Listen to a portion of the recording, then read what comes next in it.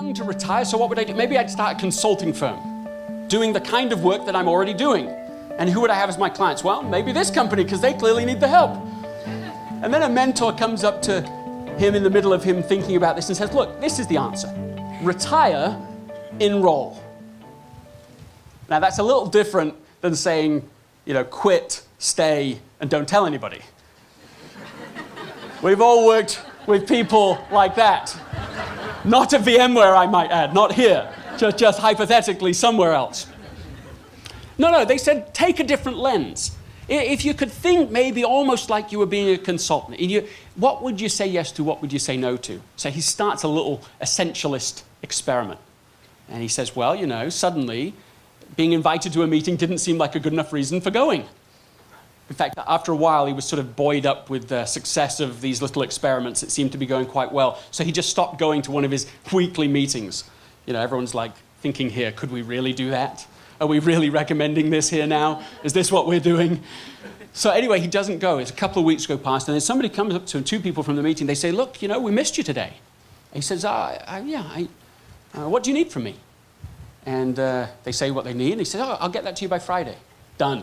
He said, I had 2 minutes of interaction, saved me hours of conversation in these meetings. Well, this is his experiment. What happens? He gets fired. He doesn't get fired. He doesn't get fired. That's not true. It would just change the kind of tenor of our conversation today if, in fact, that is what happened to him. Here's what happens. What happens? First, what happens at home? He said, I got my life back. That was his description. I got my life back. Why? Because he had negotiated now that at a certain time, for him it was 6 o'clock, my phone's going off. Done. That meant he had dinner with his wife every night. It meant that he went to the gym every day. Suddenly got his life back. That's his description. Well, what happened at work? By the end of the year, his performance ratings had skyrocketed up. And he ended the year with one of the largest bonuses of his whole career. Well, maybe it's an outlier. One of these absurd little tricks that's got to have happened to someone somewhere. Or maybe it's something much more generic than that. Maybe it's something as simple as arithmetic, which is to say you can either do many, many, many things averagely well, or you can do a few things superbly well.